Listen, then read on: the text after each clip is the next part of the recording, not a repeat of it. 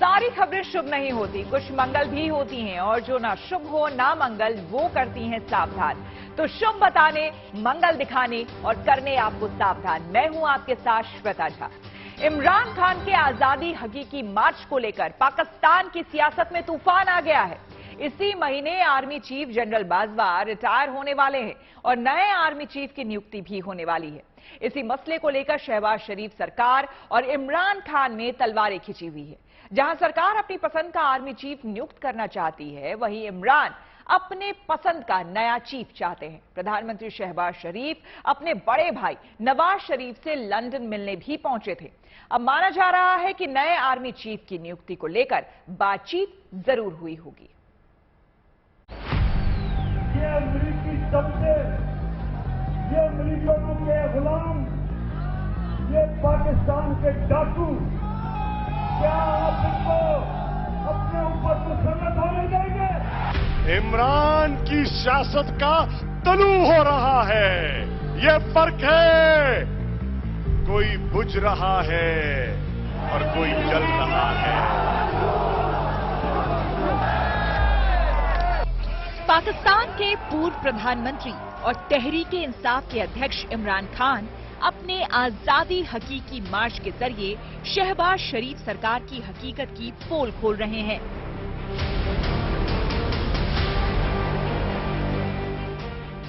शरीफ बंधुओं पर निशाना साधते हुए इमरान ने कहा कि देश के महत्वपूर्ण फैसले पाकिस्तान में नहीं बल्कि लंदन के बंद कमरे में लिए जा रहे हैं। हालत में अब उन्होंने बताना पड़ेगा। जबकि उन्होंने नए सेना प्रमुख की नियुक्ति को लेकर कभी विवाद नहीं खड़ा किया। आपके सामने सबसे पहले एक बात रखना चाहता हूं कि आज एक तमाशा हो रहा है लंदन में, और ये किसी दुनिया के मुल्क में इस तरह का तमाशा नहीं होता कि पिछले 5 दिन से पाकिस्तान का 3-4 दिन से प्राइम मिनिस्टर भी गया हुआ है और भी लोग गए हुए हैं। और मकसद इनका क्या है? वहां जाके फैसला हो रहा है कि पाकिस्तान का आर्मी चीफ कौन बनेगा। वजीराबाद में गोली लगने के बाद घायल इमरान अपने हकीकी आजादी मार्च में अभी शामिल नहीं हो सके हैं। लिहाजा जोश से भरे अपने समर्थकों को इमरान ने वीडियो लिंक के जरिए अपना संदेश दिया, लेकिन यहां भी उनके निशाने पर शरीफ बंधु ही रहे। उन्होंने कहा कि जिन लोगों ने देश को खोखला किया है वो ये तय कर रहे हैं कि पाकिस्तान का अगला सेना प्रमुख कौन बनेगा। कि जो हमारी नेशनल सिक्योरिटी का सबसे अहम ओहदा आर्मी चीफ का, उसका फैसला किधर हो रहा है? लंदन में बैठ के। फैसला कौन कर रहे हैं? इस मुल्क में एक कन्विक्टेड आदमी, एक सजायाफ्ता आदमी, एक मफरूर झूठ बोल के मुल्क से बाहर गया, दूसरी दफा झूठ बोल के मुल्क से बाहर गया, वो फैसला कर रहा है। उसके साथ और कौन है? उसके बेटे हैं जो इस मुल्क से बाहर भाग के गए इत्तेसाब से, इनके दौर में, नून लीग के दौर में। और क्यों गए? क्योंकि वो जवाब नहीं दे सकते थे कि अरबों रुपए की प्रॉपर्टीज इनकी लंदन में किधर से आई। क्या आप इनको? शहबाज शरीफ सरकार पर बरसते हुए इमरान ने कहा कि नए सेना प्रमुख का फैसला एक दोषी भगोड़ा और उसके बेटे और बेटी कर रहे हैं। पाकिस्तानी मीडिया के मुताबिक अब नवाज शरीफ और मरियम दोनों ही ये तय करेंगे कि नया आर्मी चीफ कौन होगा। सूत्रों के मुताबिक नवाज शरीफ इस बार सबसे सीनियर जनरल को सेना प्रमुख बनाने की तैयारी में हैं। इस बीच इमरान खान ने भी मौके की नजाकत को भांपते हुए शहबाज शरीफ सरकार पर दबाव बढ़ा दिया। तो वो जो इस मुल्क के चोरों का टब्बर है, वो फैसला कर रहा है इस वक्त इस मुल्क के मुस्तकबिल का। तो मैं ये अपनी सारी कौम को ये बताना चाहता हूं कि ये किसी दुनिया के मुहज्जब माशरे में ये तस्वर भी नहीं कोई कर सकता कि ये होगा कि मुल्क के अहम फैसले मुल्क के बाहर हों और वो लोग करें जो 30 साल से मुल्क के पास चोरी करके बाहर लेके जा रहे हैं।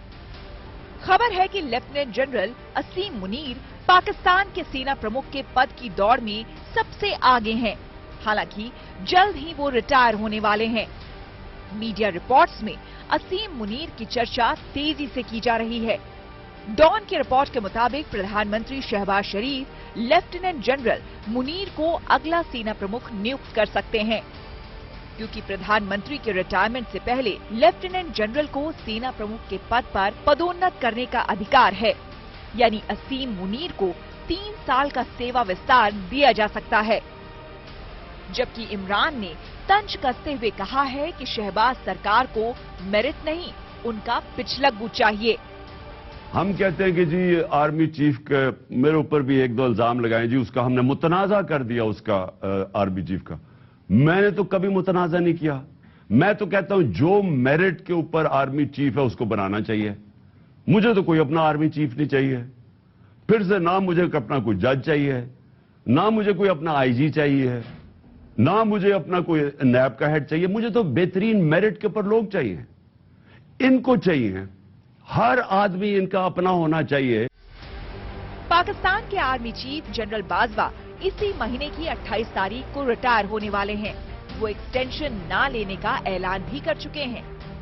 लेकिन ऐसी अटकलें हैं कि पाकिस्तान के मौजूदा हालात और इमरान को लेकर फौज में हो रही गुटबाजी से उनके भी पसीने छूट रहे हैं। हालांकि अभी तक नए आर्मी चीफ के नाम का ऐलान नहीं हुआ है, लेकिन इमरान खान ने पहले से ही चोरों और देशद्रोहियों द्वारा नियुक्त एक नया सेना प्रमुख जैसा बयान देकर युद्ध का बिगुल बजा दिया है।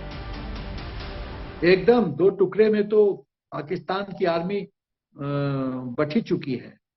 एक वो ग्रुप जो लेफ्टिनेंट जनरल फैज हमीद है, जो इमरान खान का सिंपथाइजर है, जो डीजी ISI था और जिसको इमरान खान आर्मी चीफ बनाना चाहता था। और जो आर्मी जब जनरल बाजवा ने जो नेक्स्ट ISI चीफ का प्रपोजल दिया तो इमरान खान कई महीनों तक उस फाइल पे बैठा रहा, क्योंकि वो जानता है कि ISI चीफ जो भी होगा वो सबसे षड्यंत्रकारी वही होता है, वही पाकिस्तान के पॉलिटिक्स को कंट्रोल करता है।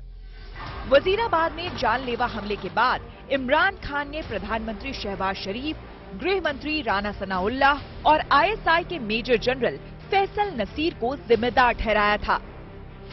लेकिन हैरानी इस बात को लेकर थी कि इमरान ने आर्मी चीफ बाजवा का नाम क्यों छोड़ दिया, जिसके बाद से ऐसी अटकलें तेज हो गई कि इमरान खान सेना प्रमुख के लिए एक दरवाजा खुला रख रहे हैं। लेकिन जब सेना की बात आती है तो इमरान पहले ही रेड लाइन को क्रॉस कर चुके हैं। कई मौकों पर बाजवा का नाम भी उन्होंने खुले तौर पर लिया है।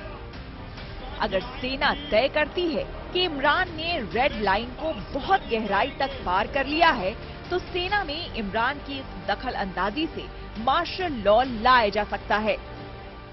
यदि ISI चीफ इमरान खान का आदमी होगा तो स्वाभाविक है कि इमरान खान का पलड़ा भारी होगा। इस बात को जनरल बाजवा भी समझते थे, इसीलिए उन्होंने अपने चॉइस का ISI चीफ बनाया। देखिए, सबसे बड़ी बात है कि पहली बार इतिहास में इमरान खान एक नया इतिहास लिख रहे हैं। और नया इतिहास क्या? इसके पहले किसी पॉलिटिकल लीडर की हिम्मत नहीं थी कि आर्मी चीफ को चैलेंज कर दे, ISI चीफ को चैलेंज कर दे। पहली बार जनरल बाजवा, पाकिस्तान आर्मी और ISI बैकफुट पे है। हालांकि एक बार सत्ता में आने के बाद इमरान नागरिक और सैन्य संतुलन को फिर से साधने की कोशिश नहीं कर सकते, लेकिन वो एक ऐसे सेना प्रमुख का चयन करेंगे जो उनकी राजनीतिक महत्वाकांक्षाओं और योजनाओं का समर्थन करता हो। वहीं पाकिस्तान में एक तीसरे संभावना पर भी चर्चा हो रही है, जिसकी संभावना काफी कम है। माना जा रहा है कि शहबाज शरीफ और इमरान खान के बीच ये फैसला हो सकता है कि पहले पाकिस्तान में चुनाव कराया जाए और चुनाव खत्म होने पर आर्मी चीफ को एक्सटेंशन दे दिया जाए और चुनाव के बाद बनी नई सरकार तय करे कि नया आर्मी चीफ कौन होगा। इस समझौते के तहत शहबाज शरीफ को अपनी सरकार को बर्खास्त करना होगा और नए चुनाव का ऐलान करना होगा, जिसकी मांग इमरान खान लंबे वक्त से कर रहे हैं।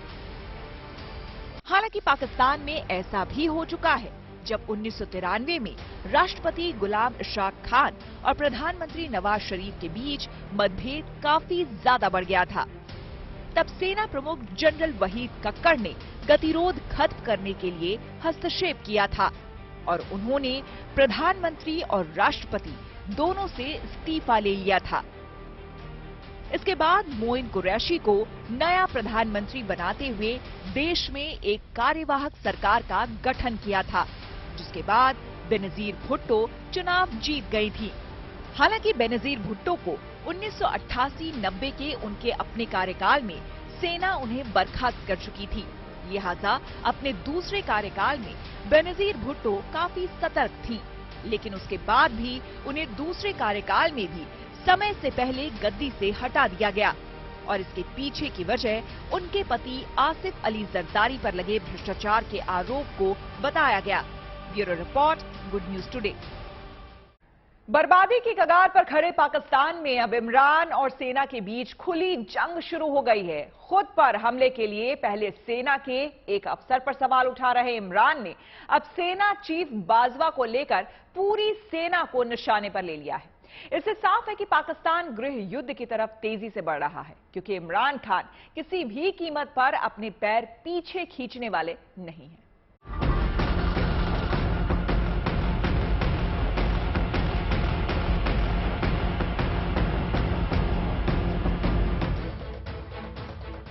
गुजरांवाला में इमरान खान पर हमला हुआ।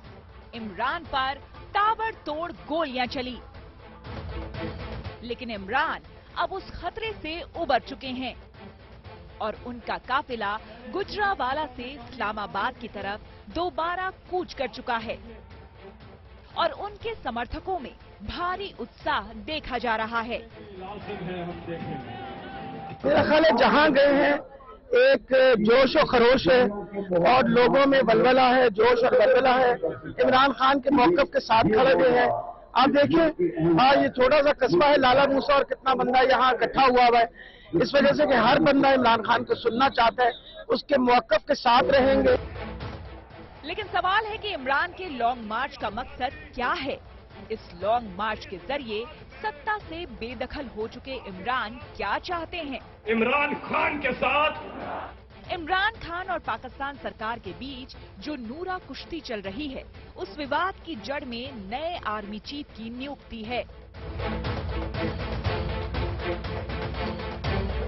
पाकिस्तान में प्रधानमंत्री ही आर्मी चीफ की नियुक्ति करता है और उसके बाद आर्मी चीफ के इशारे पर ही पाकिस्तान के प्रधानमंत्री काम करते हैं। लिहाजा जो आर्मी चीफ बनेगा वही तय करेगा कि देश का अगला प्रधानमंत्री कौन होगा। लिहाजा इमरान खान इस बात को लेकर टेंशन में हैं कि अगर आर्मी चीफ उनके पसंद का नहीं हुआ तो फिर उनकी राजनीति ही खत्म कर दी जाएगी। लंदन में अपने भाई नवाज से मिल चुके शहबाज शरीफ किसी भी कीमत पर सेना प्रमुख की नियुक्ति के लिए प्रधानमंत्री की शक्ति का समर्पण नहीं करेंगे और इमरान खान की बात नहीं मानेंगे। वहीं इमरान खान ने अपने हिस्से के लिए पहले से ही युद्ध की रेखाएं खींच रखी है। अगर इमरान खान किसी भी तरह से अपने मनपसंद आर्मी चीफ की नियुक्ति करवा भी लेते हैं तो फिर भी नया प्रमुख उनके प्रति वफादार रहेगा या नहीं, इसकी संभावना बेहद कम है। इसके पीछे की वजह को जान लेना जरूरी है। आर्मी चीफ जनरल बाजवा को नवाज शरीफ ने 2016 में चुना था और 2017 में बाजवा ने नवाज शरीफ को प्रधानमंत्री पद से बर्खास्त करवा दिया और नवाज शरीफ को पाकिस्तान छोड़कर भागने पर मजबूर होना पड़ा। तो इसका मुख्य कारण है कि इमरान खान पाकिस्तान आर्मी को चुनौती दे रहे हैं और काफी हद तक सफल हो रहे हैं। लेकिन सबसे बड़ा जो इमरान फैक्टर है उसके क्यों वो स्ट्रांग है, पहला कि वो पहला पॉलिटिकल लीडर है जो कहता है कि मैंने देश को ख्याति दिलवाई। जब वर्ल्ड कप जीत के आया पाकिस्तान तो इमरान खान तो सुपर हीरो हो गया, ऐसा कोई पॉलिटिकल लीडर की छवि है नहीं। दूसरी बात वो कहता है कि मेरे खिलाफ और पाकिस्तान के खिलाफ षड्यंत्र हुआ है और आवाम कुछ हद तक उससे सहमत हो रही है। बर्बादी की कगार पर खड़े पाकिस्तान में अब इमरान और सेना के बीच खुली जंग शुरू हो चुकी है। खुद पर हमले के लिए पहले सेना के एक अफसर पर सवाल उठा रहे इमरान ने अब सेना चीफ बाजवा से लेकर पूरी सेना को निशाने पर ले लिया है। पाकिस्तान को खुले तौर पर भड़काने वाले अंदाज में वो सेना और शरीफ बंधुओं को लेकर आग उगल रहे हैं। आप जिधर मर्जी दुनिया में भागते फिरें हाथ लेके कि जी इधर पैसे दें और इधर पैसे दें, कर्जे दें या एड लें, लोगों के घुटने गोडे पकड़ें, और ये पकड़ रहे हैं। 30 साल से 2 खानदान हुकूमत में हैं। ये सब जो गोरा रंग आता तो उसके पैर में गिर जाते हैं। हर जगह जाके पैसे मांगते हैं कि मैं मांगने तो नहीं आया लेकिन मैं मजबूर हूं। मजबूर किसने किया है? ये 2 खानदान तो 30 साल से इख्तिदार में हैं और ये जाके लोगों से पैसे मांगते रहे। इमरान खान ने अपने लॉन्ग मार्च को असली आजादी नाम दिया है। इमरान का मकसद है कि ज्यादा से ज्यादा लोग उनके साथ इस्लामाबाद चले।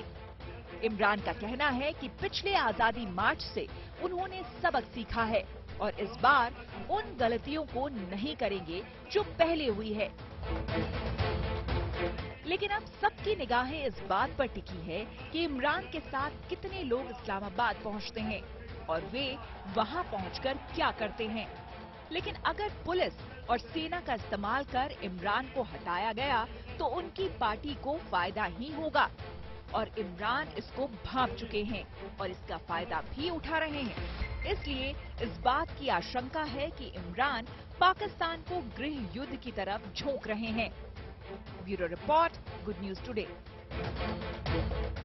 इमरान के लॉन्ग मार्च को लेकर पाकिस्तान की सियासत में भूचाल आ गया है। इमरान एक तरफ शरीफ बंधुओं को निशाने पर ले रहे हैं तो वहीं दूसरी तरफ सेना को भी नहीं बख्श रहे हैं। हालांकि इमरान का ये लॉन्ग मार्च पाकिस्तान में पहला मार्च नहीं है, बल्कि पाकिस्तान के गठन के बाद से ही ऐसे मार्च निकाले जाते रहे हैं।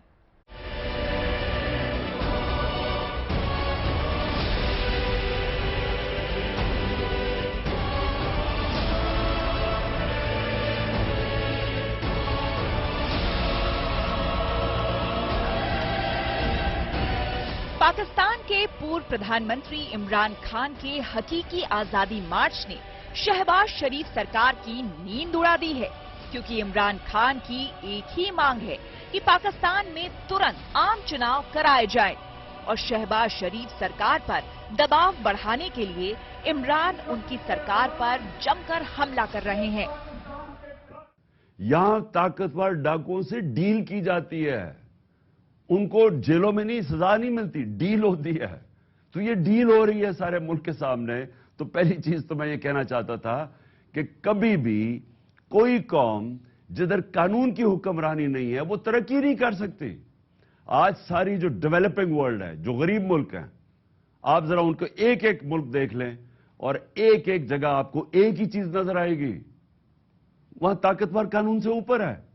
वो भी पैसे चोरी करके मुल्क से बाहर भेज रहा है, वो भी बाहर बैंकों के अंदर बड़े बड़े लंदन न्यूयॉर्क में बड़े बड़े महल खरीद रहा है। वो हर गरीब मुल्क का यही मसला पड़ा हुआ है। हालांकि पाकिस्तान में इस तरह का ये पहला मार्च नहीं है और ना ही ये इमरान खान का पहला मार्च है। पाकिस्तान में पिछले 69 साल में ऐसे कई मार्च निकाले जा चुके हैं। हालांकि कुछ मार्च सत्ता बदलने तक के गवाह बने तो कुछ ने बिना किसी नतीजे के दम तोड़ दिया। हालांकि पाकिस्तान में इस तरह के मार्च देश के गठन के चंद साल बाद ही शुरू हो गए थे। 1947 में पाकिस्तान गठन के महज 6 साल बाद 1953 में इस तरह का पहला आंदोलन हुआ, जब लाहौर से बड़ी संख्या में लोगों ने तत्कालीन राजधानी कराची पर चढ़ाई कर दी थी। विरोध इतना ज्यादा था कि सरकार के मंत्रियों की हिफाजत के लिए उनके घरों पर तोपें तैनात करनी पड़ी थी और बिगड़ते हालात को देखते हुए मार्शल लॉ लागू करना पड़ा था।